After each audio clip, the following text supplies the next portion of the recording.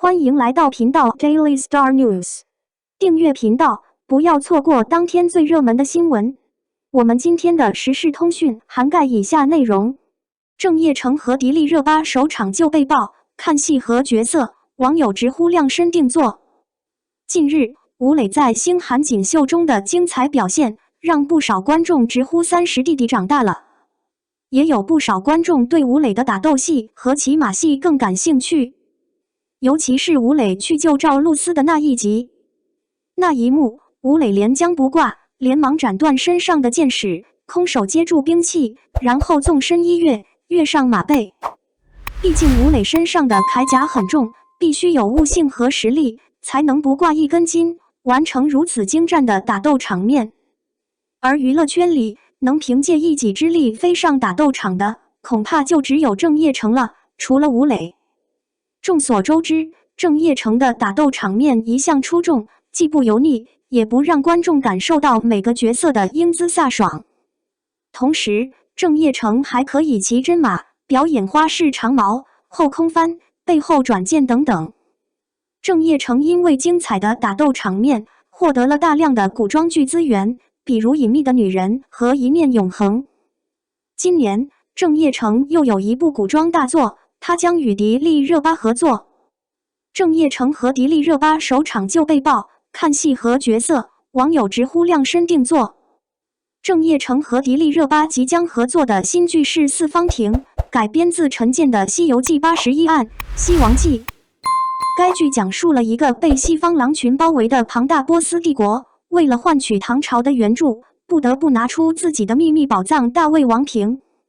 这部小说人气很高，小说也充满悬念，改编成话剧肯定会带来不少惊喜。四方阁的情节也很给力，一个大魏王的花瓶神话故事巧妙地联系了唐朝、波斯、突厥等西方国家的阴谋。如此有趣的剧情，一定会给不少观众带来视觉上的愉悦。至于该剧的演员阵容，更是强悍。传闻四方阁的男女主将由郑业成和蒂莉和塔饰演。出道以来，郑业成为观众带来了《古剑奇谭》《明星3000压杀》《祝你好运》等多部火爆佳作。此次四方阁男主郑业成，无论是颜值还是演技，都绝对不会让观众失望。另一方面，迪丽热巴的实力被认为是有目共睹的。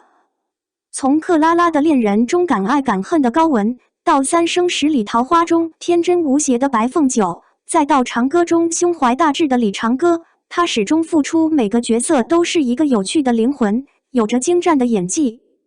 这一次，迪丽热巴在剧中饰演波斯王国的公主。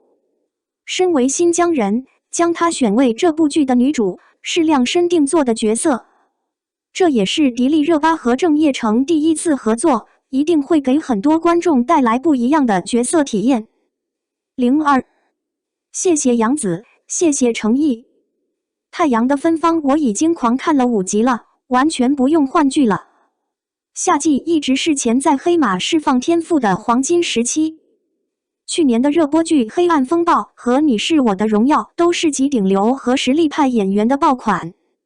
但另一方面，赵丽颖在今年暑期档的《幸福千万家》是一部农村题材的作品，获得了口碑。吴磊和赵露思的《璀璨星空》作品不错，但两人的人气还是赶不上大型作品的播出效果。就在观众认为今年的暑期档注定是影视剧行业的平庸状态时，由杨紫主演的古装玄幻爱情剧《香蜜沉沉烬如霜》上线了。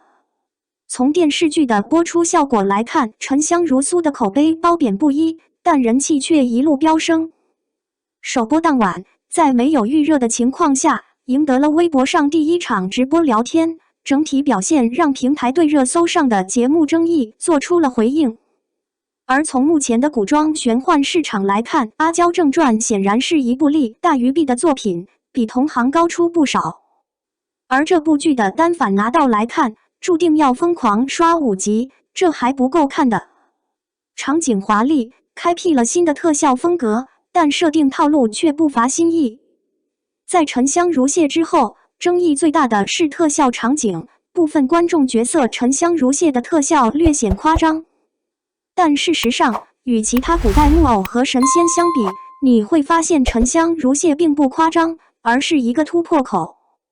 长期以来，国产剧中的古代木偶和神仙题材深受西方奇幻风的影响。蚊帐的塑料质感和仙风道骨，至于特效，他们更喜欢主演随手一挥，撒下一点金粉的小场景。但沉香如屑则完全不同。一开始，男主人公应援出现在一场世界大战中，乌云密布，一片混乱。他的金莲成为黑暗中唯一的点缀。当他一出手，华丽的金色就把黑烟一一击破。但这样的场面一般只出现在古代木偶和童话中特别重要的情节中，如超越灾难或足以毁灭世界的战争。总之，在特效方面，艾嘎尔如屑的开场很华丽，观众也看不懂，但不可否认的是该剧创作的诚意。至于剧情，艾格木像面包蟹其实和大多数童话和古偶一样，它讲述了无知的小仙女和一开始就被众人仰慕的主人应援帝之间的纠葛虐恋。光看人物设计，沉香如屑融合了三生三世十里桃花、香蜜沉沉烬如霜和长生殿。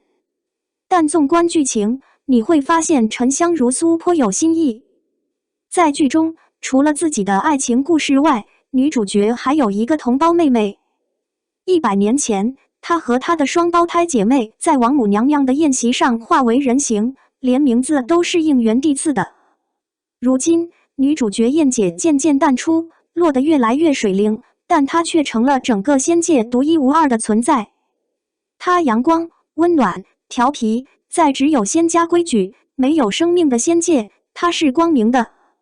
至于男主角，虽然一开始是个威风凛凛的帝王，但很快就会从仙骨中脱胎换骨，忍受着魔心的痛苦。男主角对女主角的依恋也是在这个最无奈的时候产生的。在男主人公的故事线中，情感是最大的劫难。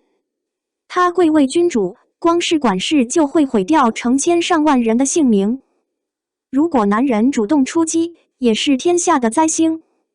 总而言之，《艾草如屑》这部剧可以说是一部人物设定不是很好的游戏。从特效到剧情，这部剧都充满了创意和新意。除了这些优点外，对演员的保护也是一个亮点。杨紫的哭戏还是很有共鸣的，男主角诚意背着苏晨，一上线，像面包蟹一样沉下去，就采用了倒叙的方式。男女主人公站在一堵破墙上，女主人公身穿白衣，表情凌乱，脸上挂着泪珠。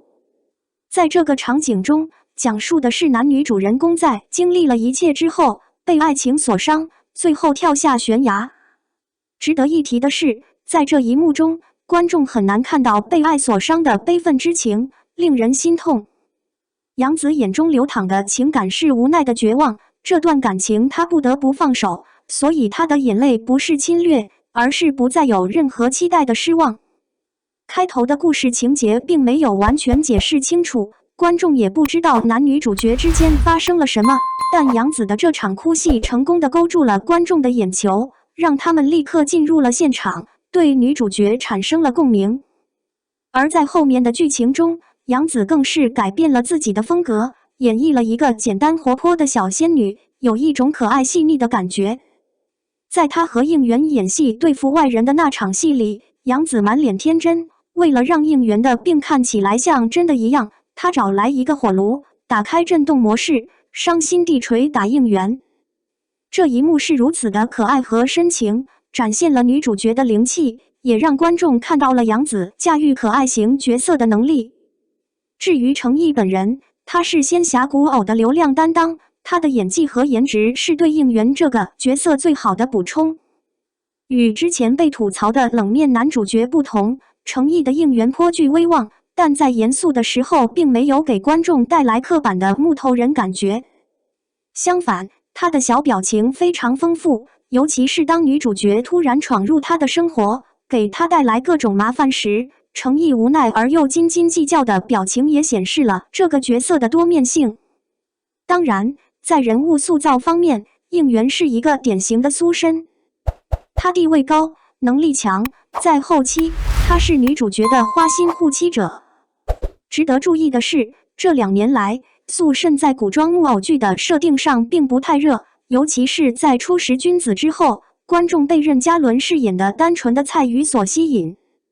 在这样的情况下，程毅依然能演绎出苏晨的偶像派之美，这也证明了他对男主角的塑造撑起了这部剧。总之，就演员的塑造而言，《倩女幽魂》的男女主角可以说是颜值与实力的结合。在人气上，他们也比隔壁的吴磊加赵露思这对组合有优势。这确实要感谢杨紫和程毅，让观众不用换剧，光靠演员就能越看越上瘾。只是《沉香如故》的原创内容本身并不十分丰富，但《沉香如故》的体量却达到了近80集。在已经首播的5集里，男女主角都有精彩的戏份，但配角戏份相对较多。如果没有足够的后续剧集来填补原作，可能很难保证高质高量。最后，我也希望沉鱼落雁不辜负演员们的付出，在剧情上有更多亮点，继续保持高起点。